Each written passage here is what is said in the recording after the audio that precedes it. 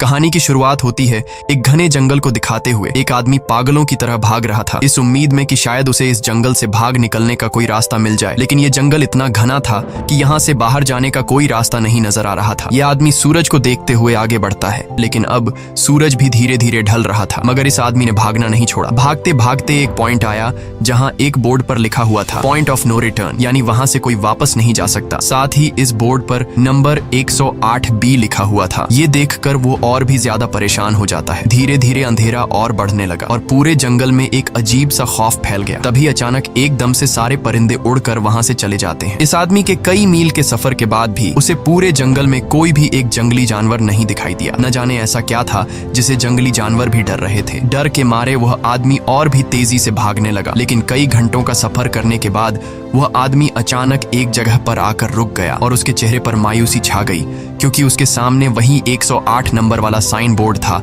जिस पर लिखा हुआ था पॉइंट ऑफ नो रिटर्न। अब आदमी को समझ आया कि चाहे मैं जितना भी भागूं पर इस जंगल से निकल नहीं सकता, इसलिए अब वो वहां छुपने की जगह ढूंढने लगा। लेकिन वहां उसे छुपने के लिए कोई सेफ जगह नहीं मिली, इसीलिए अब वो पेड़ के ऊपर चढ़ जाता है। पर तभी उस पेड़ की टहनी टूट गई, जिससे वो आदमी काफी ऊंचाई से नीचे जमीन पर आ गिरा। पेड़ से गिरने के बाद वो बहुत ज्यादा जख्मी हो चुका था। उसे काफी गहरी चोटें आई। इससे पहले कि वो बेहोश हो जाता तभी अचानक जमीन हिलने लगी और अजीब सी गुर्राने की आवाजें आने लगी। वो आवाजें सुनकर आदमी के गले में सांसें अटक गईं। तभी अचानक कोई उसे खींच कर ले गया। खींचने वाला कौन था ये नहीं दिखाया गया, लेकिन हमें उस आदमी की दर्द भरी चीखें सुनाई दी गई। इस इंसिडेंट के 6 दिन बाद हमें शहर में मीना नाम की एक लड़की को दिखाया जाता है जो एक बर्ड शॉप में काम करती है। तभी उसका बॉस आता है और मीना को एक गोल्डन पैरट को शहर से दूर एक जू में डिलीवर करने का ऑर्डर देता है। मीना बॉस की बात को मानते हुए अब उस पैरट को डिलीवर करने जाती है। मीना गाड़ी में बैठकर अपने मोबाइल में उस जू का लोकेशन सेट कर लेती है और अपने सफर पर निकल पड़ती है। शहर से बाहर निकलने के बाद वो एक बोर्ड पर बहुत सारे लोगों के मिसिंग फोटोज देखती है, यानी वहाँ पर कई सारे लोग गायब हो चुके थे। लेकिन मीना उन पर ज्यादा ध्यान नहीं देती और आगे बढ़ने लगती है। आगे बढ़ते दौरान मीना शॉर्टकट लेते हुए जंगल के रास्ते से गुजरती है ताकि वो जल्दी से इस पैरट को जू तक डिलीवर कर दें, और वो पहुंच गई जंगल के बीचों बीच। ये वही जगह है जहाँ हम पहले एक आदमी को गायब होते देख चुके हैं। वहाँ आकर मीना बुरी तरह से फंस चुकी थी। वो अपने मोबाइल पर मैप देखती है, लेकिन वहाँ मोबाइल के सिग्नल नहीं आ रहे थे और उसके कार का रेडियो भी काम नहीं कर रहा था। मीना अब वहाँ से वापस निकलने लगी, लेकिन अब उसे वहाँ से बाहर निकलने का रास्ता समझ नहीं आ रहा था। थोड़ी देर बाद मीना की गाड़ी भी खराब हो गई। मीना गाड़ी से बाहर निकलती है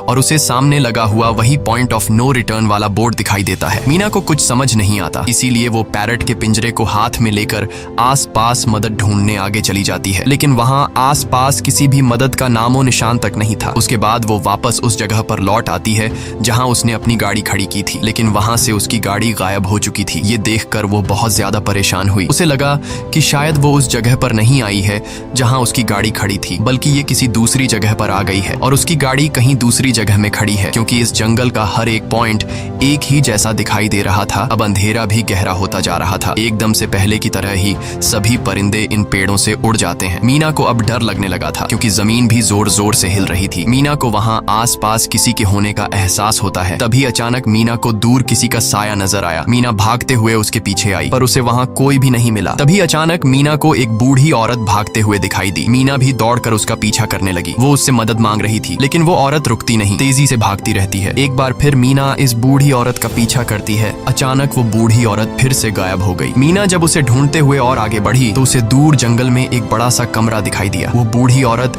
उस कमरे के दरवाजे को खोलकर मीना से कहती है, अगर जिंदा रहना चाहती हो तो जल्दी से अंदर आओ। ये सुनते ही मीना बिना सोचे समझे दौड़ते हुए उस कमरे की तरफ गई। मीना के अंदर आते ही उसने गेट को लॉक कर दिया। मीना देखती है कि ये कोई अजीब सा कमरा है जिसमें एक बहुत बड़ा सा मिरर लगा हुआ था। उस बूढ़ी औरत के साथ यहाँ 2 और लोग भी थे। मीना घबरा कर उन लोगों से पूछती है, ये कौन सी जगह है? इस पर उस बूढ़ी औरत ने जवाब दिया कि इस जगह को हम दी कोब कहते हैं। मेरा नाम है मैडलन, ये लड़की है कियारा और इस लड़के का नाम है डेनियल। बूढ़ी औरत मीना से कहती है कि अभी बातचीत का वक्त नहीं है, तुम जल्दी से हमारे साथ मिरर के सामने खड़ी हो जाओ, क्योंकि कोई हमें देखने आने वाला है। मीना पूछती है, आखिर हमें कौन देखने आ रहा है? तो वो बूढ़ी औरत उससे कोई जवाब नहीं देती। एकदम बाहर से अजीब सी आवाजें आने लगी। मीना डर के मारे पूछती है कि ये आवाज किस चीज की है? तो कियारा मीना को बताती है कि इन्हें हम वॉचर्स कहते हैं। वे शीशे के दूसरे ओर से हमें देख रहे हैं, पर हम उन्हें नहीं देख सकते। वे हर रात सूरज ढलने के बाद यहाँ आते हैं और हमें देखते रहते हैं जब तक सुबह का सूरज नहीं निकल आता। तभी शीशे के दूसरी तरफ से शोर आने लगा। मीना पूछती है, ये शोर कैसा है? उस बूढ़ी औरत ने बताया कि वॉचर्स तुम्हारे आने से खुश हैं, तुम्हें यहाँ देखकर तालियां बजा रहे हैं। मीना बुरी तरह से कंफ्यूज थी, वो जल्द से जल्द यहाँ से निकलना चाहती थी। मैडलिन जिन्हें वॉचर्स कह रही थी, न तो अब तक मीना ने उन्हें देखा और न ही किसी और ने देखा था। रात गुजर जाती है, सुबह होने पर ये लोग उस जगह से बाहर निकल आते हैं। मैडलिन बताती है कि वे वॉचर्स सिर्फ रात में ही बाहर निकलते हैं, दिन के वक्त हम लोग जंगल में आजाद घूम सकते हैं। मीना रात भर यही सोच रही थी कि कब सुबह होगी और जल्दी से मैं इस जंगल से बाहर निकल जाऊं, इसीलिए वह फौरन जंगल से बाहर निकलने का रास्ता ढूंढने लग जाती है। तब मैडलिन बाकी सबको उसे रोकने से मना कर देती है, जैसे कि वह जानती हो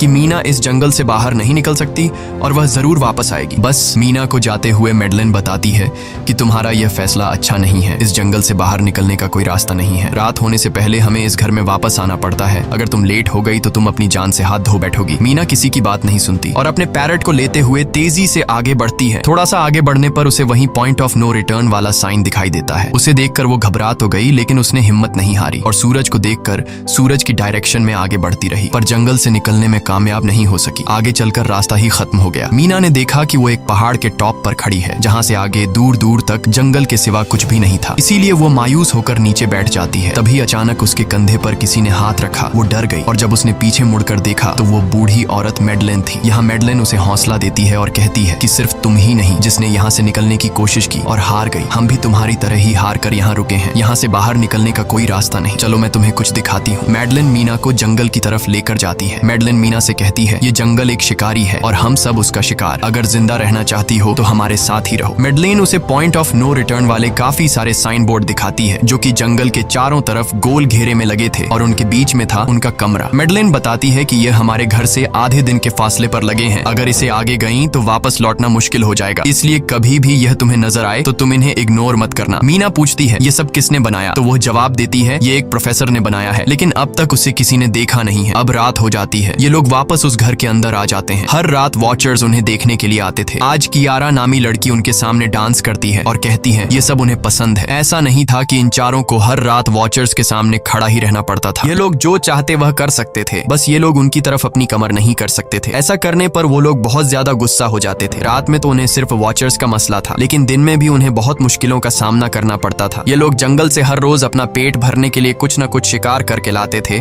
जिससे उनका गुजारा हो जाता। अगले दिन कियारा और मीना दोनों जंगल में शिकार करने जाती हैं। मीना कियारा से पूछती है कि आखिर ये वॉचर्स चाहते क्या हैं? कियारा बताती है, मुझे भी कुछ खास नहीं पता, लेकिन मैडलाइन कहती है कि ये वॉचर्स हमें देखते हैं, हमें ऑब्जर्व करते हैं, लेकिन अगर हमने वॉचर्स को देखा तो हम पागल हो जाएंगे, क्योंकि वॉचर्स बहुत ही खूंखार दिखते हैं। कियारा अब उसे एक गड्ढा दिखाती है और कहती है, ऐसे बहुत से गड्ढे इस जंगल में मौजूद हैं। दिन के वक्त सारे के सारे वॉचर्स उन गड्ढों में रहते हैं और रात में वो यहाँ से बाहर निकल आते। दिन के वक्त ये लोग इसलिए बाहर नहीं आ सकते क्योंकि सूरज की रोशनी उनकी स्किन जलाती है। कियारा मीना को बताती है कि वो 5 महीने पहले अपने पति के साथ इस जंगल में आई थी और तब से वो दोनों यहाँ फंसे हुए थे, पर आज से 6 दिन पहले मेरा पति जंगल में रास्ता ढूंढने निकला है। मुझे उम्मीद है कि वो जरूर वापस आएगा और हम सबको यहाँ से सेफली ले जाएगा। यहाँ हमें मालूम होता है कि असल में कियारा का हस्बैंड वही आदमी था जिससे हमने मूवी के स्टार्ट में देखा था, जिसे कोई यहाँ से खींच कर ले गया और अब वो मारा जा चुका है। इस तरह से बातें करते हुए ये दोनों कमरे के पास वापस लौट आए। यहाँ मैडलिन ने मीना को 3 रूल समझाती है जिंदा रहने के लिए। सबसे पहला ये कि वो रात के वक्त घर का दरवाजा नहीं खोलेगी, दूसरा रात में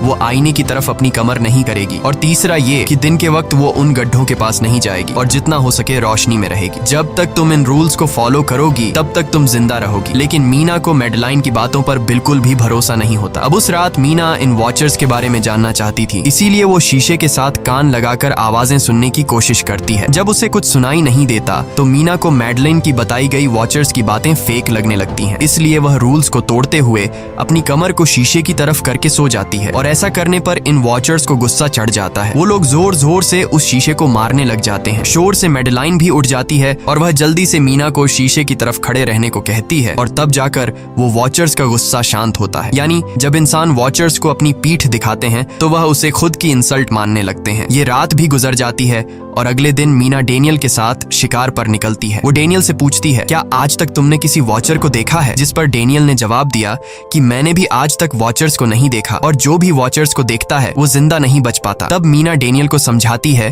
कि मुझे लगता है कि ये सब मैडलाइन की बनाई हुई कहानियां हैं जिसके अंदर वो हमें फंसा रही है। हमें जरूर उन गड्ढों को जाकर चेक करना चाहिए, शायद हमें यहाँ से बाहर जाने का कोई रास्ता मिल जाए। डेनियल भी यहाँ रहकर बहुत ज्यादा तंग हो चुका था और वो भी किसी तरह से रास्ता ढूंढकर इस जंगल से भाग निकलना चाहता था, इसलिए वो मीना की बात मान लेता है और वो दोनों गड्ढे के पास पहुंच जाते हैं। अब मीना अपने आप को रस्सी से बांधकर इस गड्ढे के अंदर उतरती है। रस्सी का दूसरा सिरा डेनियल ने पकड़ा हुआ था ताकि अगर मीना को कुछ भी हो वो जल्दी से मीना को बाहर की तरफ खींच ले। मीना नीचे गड्ढे में पहुंच जाती है जहां उसे बहुत सारा इंसानों का सामान मिलता है। मीना उस सामान को इकट्ठा कर लेती है। ये सारा सामान उन लोगों का था जो जंगल में वॉचर्स के शिकार हो चुके थे। डेनियल रस्सी के सहारे कैमरा, साइकिल और जरूरत का सारा सामान को बाहर ले आता है। मीना अब नीचे इंतजार करती है कि डेनियल कब रस्सी नीचे फेंकेगा और मैं ऊपर चली जाऊंगी। और इससे पहले कि मीना उस गड्ढे से बाहर निकल पाती, उसे गड्ढे के अंदर किसी के आने की हलचल सुनाई देती है। मीना जल्दी से डेनियल को रस्सी नीचे फेंकने की आवाज देने लगती है, लेकिन तभी मीना को पकड़ने के लिए एक वॉचर का हाथ बढ़ने लगता है। पर मीना धूप में खड़ी थी, इसलिए जब उस वॉचर के हाथ पर सूरज की रोशनी पड़ी तो उसका हाथ जलने लगा। इतने में डेनियल ने नीचे मीना के पास रस्सी फेंकी और मीना फौरन जल्दी से बाहर निकल आई। मीना पूरी तरह से डर गई थी। ये लोग उस सारे सामान को लेकर अपनी सेफ हाउस में आ गए, जहां मैडलिन ने उससे पूछा, ये सामान तुम्हें कहां से मिला? ये लोग झूठ बोल देते हैं कि ये सामान उन्हें इस जंगल से मिला। मैडलिन को इस जंगल में रहते हुए बहुत अरसा गुजर चुका था। वो जानती थी कि ये सामान उसे जंगल से नहीं बल्कि एक गड्ढे से मिला होगा। वो मीना से पूछती है, बताओ तुमने गड्ढे के अंदर क्या देखा? लेकिन मीना उसे कुछ नहीं बताती। ये लोग बहुत खुश थे कि आज रात ये लोग वॉचर्स को देख पाएंगे, क्योंकि मीना को गड्ढे के अंदर एक कैमरा मिला था। डेनियल किसी तरह जुगाड़ करके उस कैमरा को टीवी के साथ अटैच कर लेता है ताकि ये लोग भी टीवी पर वॉचर्स को देख पाएं। मैडलिन बार बार उन्हें समझाती है कि ये तुम लोग गलत कर रहे हो, लेकिन ये दोनों उसकी एक बात भी नहीं सुनते। आज रात ये लोग वॉचर्स के इंतजार में बैठे थे ताकि उन्हें वो देख पाए, लेकिन काफी रात होने के बावजूद भी आज कोई वॉचर उन्हें देखने नहीं आया और अब कुछ देर बाद उनके साथ कुछ अजीब सा होने वाला था। ये लोग बातचीत में मसरूफ थे कि तभी उनका दरवाजा खटखटाया जाता है, यानी दरवाजे पर किसी ने दस्तक दी। उन्होंने जल्दी से टीवी की तरफ देखा तो वहां उन्हें इंसानी टांगे दिखाई दे रही थीं। बाहर जो कोई भी था वो कियारा के हस्बैंड की आवाज में बात कर रहा था और वो जल्दी से दरवाजा खोलने को कह रहा था। कियारा को लगा कि जरूर उसका हस्बैंड यहाँ से बाहर निकलने का रास्ता ढूंढ आया है। वो जल्दी से उठकर दरवाजा खोलने के लिए जाती है, लेकिन मैडलिन बीच में आकर दरवाजा खोलने नहीं देती। वो कहती है कि मैं जानती हूँ बाहर तुम्हारा हस्बैंड नहीं है, क्योंकि मैडलिन जानती थी कि रात के इस अंधेरे में कोई भी इंसान इस कमरे तक नहीं पहुंच सकता। लेकिन कियारा को मैडलिन की बातों पर यकीन नहीं होता और वो दरवाजा खोलने की कोशिश करती है, जिसके बाद मैडलिन कियारा से कहती है कि वो तुम्हें फंसा रहा है, तुम उसका इम्तिहान ले लो, तुम उसे कोई ऐसी बात पूछो जिसके बारे में सिर्फ तुम या तुम्हारा हस्बैंड जानता हो। कियारा बाहर खड़े हुए इंसान से एक किताब के बारे में सवाल करती है जिसके बारे में उसे पता होना चाहिए था, लेकिन जब बाहर खड़ा हुआ इंसान कोई जवाब नहीं देता तो ये समझ जाते हैं कि ये वॉचर ही है। ये लोग जब दरवाजा नहीं खोलते तो वॉचर उनके बाहर लगाए हुए कैमरा को तोड़ देता है और यहाँ हमें एक बात पता चलती है कि वॉचर्स इंसान के रूप में भी खुद को बदल सकते हैं। वॉचर्स उनकी इस हरकत पर बहुत ज्यादा गुस्सा हो गए थे। वे बहुत तेजी से शीशे को मारने लगे जिससे शीशे में एक बड़ा क्रैक भी आ जाता है, लेकिन यहाँ मैडलिन समझदारी दिखाते हुए सबको लाइन से शीशे की तरफ खड़ा कर देती है, जिससे वॉचर्स का गुस्सा थोड़ा बहुत ठंडा हो जाता है और वे वहां से चले जाते हैं। अब यहाँ मीना मैडलिन को बताती है कि हमने गड्ढे में से ये सारा सामान चुराया था। ये सुनकर मैडलिन बहुत ज्यादा गुस्सा हो जाती है कि तुम लोगों ने दूसरा रूल भी तोड़ दिया। अगली सुबह मैडलिन उस गड्ढे से लाया हुआ सारा सामान उठाकर वापस उसी गड्ढे में फेंक देती है, जिससे उन वॉचर्स का गुस्सा थोड़ा शांत हो जाता है। मगर अब इन लोगों को जंगल में बहुत ही ज्यादा अजीब चीजें दिखाई देना चालू हो गई थी और उसका सबसे ज्यादा असर डेनियल पर होता है। डेनियल अचानक बात बात पर बहुत ज्यादा गुस्सा करने लग जाता है। दूसरी तरफ कियारा, जिससे पहले उम्मीद थी कि उसका हस्बैंड जिंदा है और वो यहाँ आकर उसे यहाँ से बचा लेगा, लेकिन अब उसे पता चल चुका था कि उसका हस्बैंड अब वापस नहीं आएगा, जिसकी वजह से वह अंदर ही अंदर पूरी तरह से टूट चुकी थी और वो डिसाइड करती है कि वह वॉचर्स के इन गड्ढों में कूदकर अपनी जान दे देगी, क्योंकि अब उसके पास जीने की कोई वजह नहीं रही। वह ऐसा करने ही वाली होती है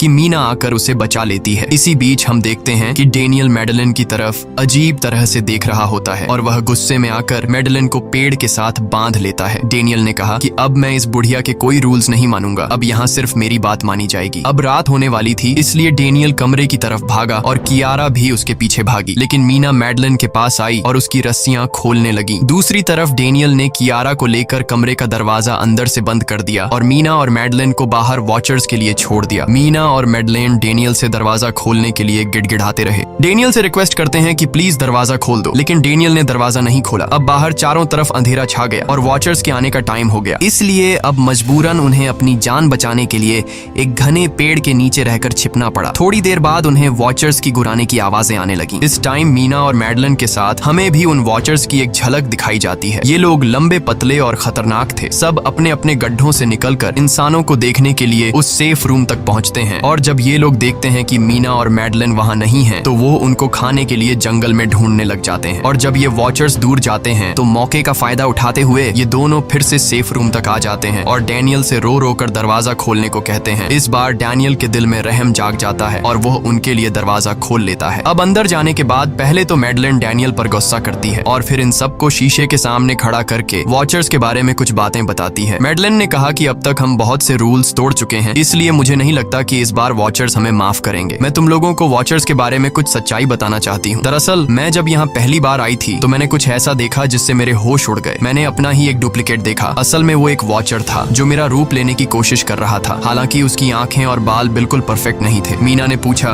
कि आखिर ये वॉचर्स हैं क्या चीज, जिस पर मैडलिन ने जवाब दिया कि ये सारे क्रीचर्स फेरीज हैं जो किसी जमाने में इंसानों के साथ मिलकर रहते थे। फेरीज पंखों वाले एक जादुई जीव थे, लेकिन वक्त गुजरने के साथ इंसानों को फेरीज की शक्तियों से डर लगने लगा। इसीलिए इंसानों ने फेरीज को खत्म करने का सोचा। इंसानों की तादाद ज्यादा थी, इसलिए फेरीज इंसानों का मुकाबला नहीं कर पाए। इंसानों ने इन फेरीज को जंगल में एक बहुत बड़े गड्ढे के अंदर कैद कर लिया और उन्हें श्राप से हमेशा हमेशा के लिए इस गड्ढे में बंद कर दिया। उसके बाद फेरीज कई 100 सालों तक उस गड्ढे में कैद रहे, लेकिन फिर वक्त के साथ उन्होंने जमीन के अंदर खुदाई करके निकलने के रास्ते बना लिए। आज वही फेरीज वॉचर्स के रूप में गड्ढों से निकलकर हमारे सामने आते हैं। हालांकि कई 100 सालों तक जमीन के अंदर रहने की वजह से उन्होंने अपने पंख और जादुई शक्तियां खो दी और साथ ही उन्हें सूरज की रोशनी से तकलीफ होने लगी, लेकिन अब भी उनमें रूप बदलने की शक्ति है। इस पर डैनियल ने मैडलिन से पूछा कि ये वॉचर्स हमसे क्या चाहते हैं और ये हर रात हमें देखते क्यों हैं, जिस पर मैडलिन ने बताया कि ये वॉचर्स एक बार फिर से जंगल से निकलकर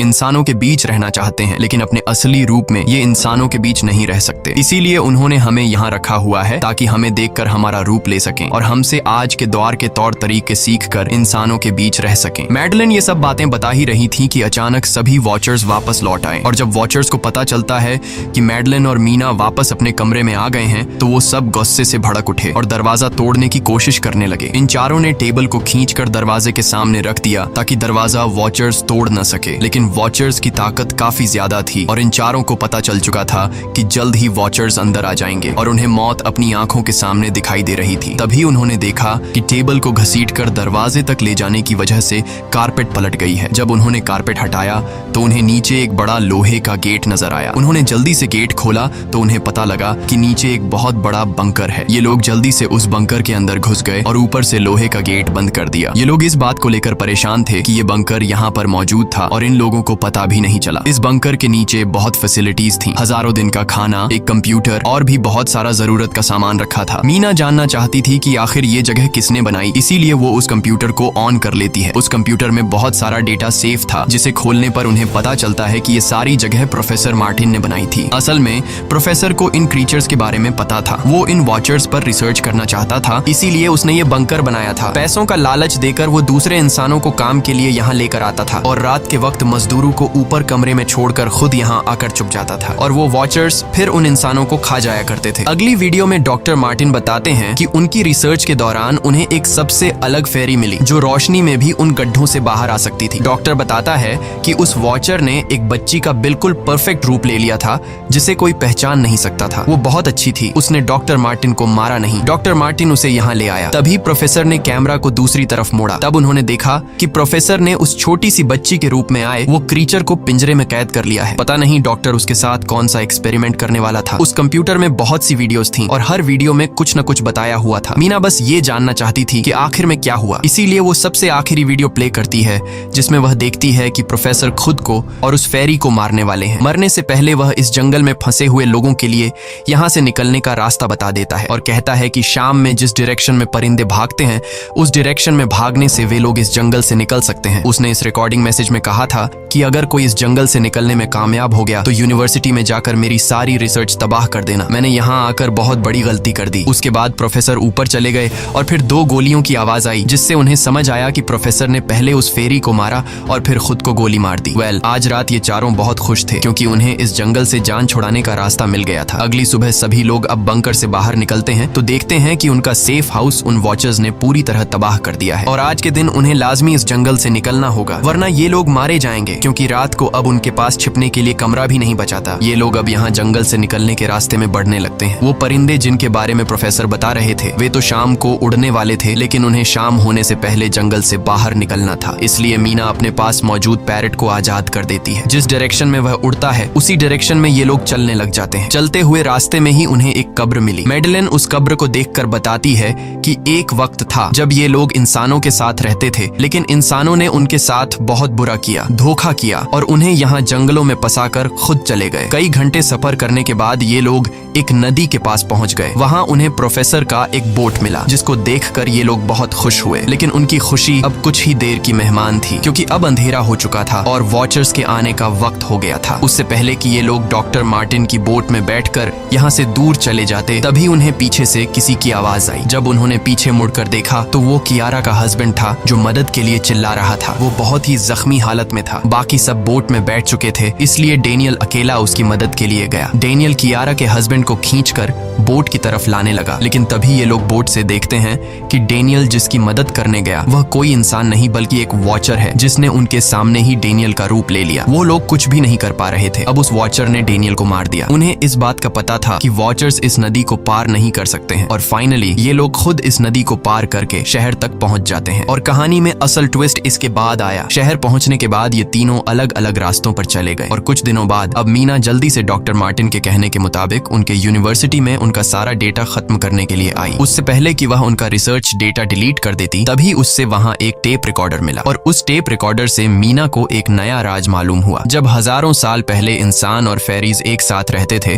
तो तब उनकी शादी भी हुआ करती थी। इंसान और फेरी के मिलन से जो बच्चे पैदा होते थे उनमें इंसान और फेरी दोनों के गुण होते थे। उन्हें हाफलिंग्स कहा जाता था। उन हाफलिंग्स में एक खासियत थी कि वे रूप बदलने में इतने माहिर होते थे कि वे किसी मरे हुए इंसान का रूप भी बदल सकते थे। प्रोफेसर का मानना था कि जब इंसानों ने फेरीज को जंगल के अंदर गढ़ों में कैद कर लिया था, तब हाफलिंग इंसानों के बीच अपना रूप बदलकर चुपके से रहने लगे और वो आज भी किसी न किसी रूप में इंसानों के बीच मौजूद है। मीना जब प्रोफेसर के ऑफिस में आई और वहाँ पर जांचबीन करने लगी तो वहाँ उसके हाथ कुछ ऐसी तस्वीरें लगी जिसने उसके होश उड़ा दिए। उसने देखा कि तस्वीर में जो प्रोफेसर के साथ लेडी खड़ी है वो कोई और नहीं बल्कि मैडलिन है और असल में मैडलिन प्रोफेसर की वाइफ है। वो कंफ्यूज हो जाती है कि मैडलिन ने उसे यह बातें क्यों नहीं बताई। इस भारी कंफ्यूजन को शेयर करने के लिए वो कियारा के पास आती है और उसे बताती है कि जिस मैडलिन से हम जंगल में मिले थे वो असल में प्रोफेसर मार्टिन की वाइफ है, लेकिन उसने हमें यह सच्चाई इसलिए नहीं बताई क्योंकि वो खुद एक इंसान नहीं बल्कि एक रूप बदलने वाली फेरी थी। मैंने जब रिसर्च किया तो मुझे पता चला कि काफी साल पहले प्रोफेसर की वाइफ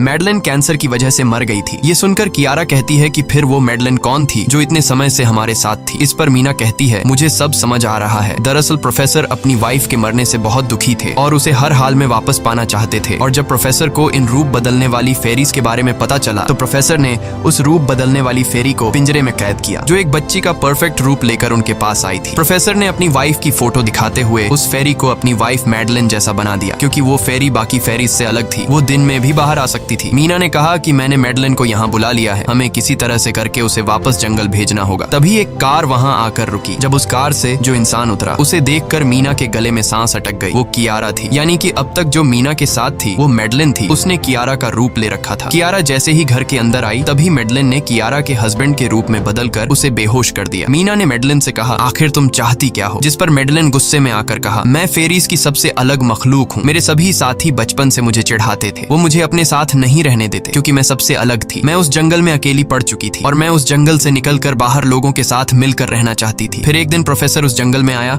उसने मुझे पिंजरे में कैद कर लिया। उसने मुझसे कहा कि अगर मैं उसकी वाइफ का रूप ले लूं तो वह मुझे जंगल जंगल से बाहर ले जाएगा। मैंने उसकी बात मान ली। प्रोफेसर ने मुझे मेडलिन की सारी बातें सिखाई और बाद में उस धोखेबाज प्रोफेसर ने मुझे मारने की कोशिश की, लेकिन उससे पहले कि वो मुझे मार पाता मैंने उसे ही मार डाला। तुम इंसान कभी भी भरोसे के लायक नहीं थे और न ही रहोगे। अब तुम भी मेरी सच्चाई जान चुकी हो, इसलिए तुम्हें भी मरना होगा और तुम्हें मारने के बाद मैं तुम्हारे रूप में इंसानों के बीच रहूंगी। यह कहकर मेडलिन ने मीना का रूप ले लिया और उसका गला दबाकर उसे मारने लगी। तब मीना ने मेडलिन से कहा कि क्या प्रोफेसर ने तुमसे यह नहीं कहा कि तुम क्यों दिन में निकल सकती हो? असल में तुम हाइब्रिड हो, आधी इंसान और आधी फेरी, इसीलिए तुम इंसानों और फेरीज के बीच रह सकती हो। मुझे पता है कि दुनिया में अकेला रहना कैसा होता है, लेकिन तुम अकेली हाफलिंग नहीं हो। तुम्हारे जैसे और भी हाफलिंग्स हैं जो किसी न किसी रूप में इंसानों के बीच रह रहे हैं। इस सच्चाई का पता चलते ही मेडलिन का शरीर अचानक अपने असली रूप में आने लगा। देखते ही देखते उसके पंख निकल आए, जिसके बाद वो मीना को यहीं पर छोड़कर यहाँ से उड़ जाती है। इसके बाद कुछ हफ्तों के बाद का सीन दिखाया जाता है, जहाँ मीना अपनी सिस्टर के साथ रहने लगी है। उसने अपनी सिस्टर को बताया कि शायद वो फेरी अभी भी मेरा पीछा कर रही है। तब मीना की सिस्टर उसे कहती है कि तुम डरो मत, ऐसा कुछ नहीं है। और कहानी के एंड में हम एक छोटी बच्ची को देखते हैं जो कि उस वक्त मीना के घर के नीचे खड़ी थी। ये कोई और नहीं बल्कि मेडलिन थी, जो अब उनके दुनिया में उस रूप में रह रही है। और इसी के साथ ये कहानी खत्म हो जाती है। अगर आपको ये वीडियो अच्छी लगी हो तो हमारे चैनल को सब्सक्राइब और वीडियो को लाइक जरूर कीजिएगा।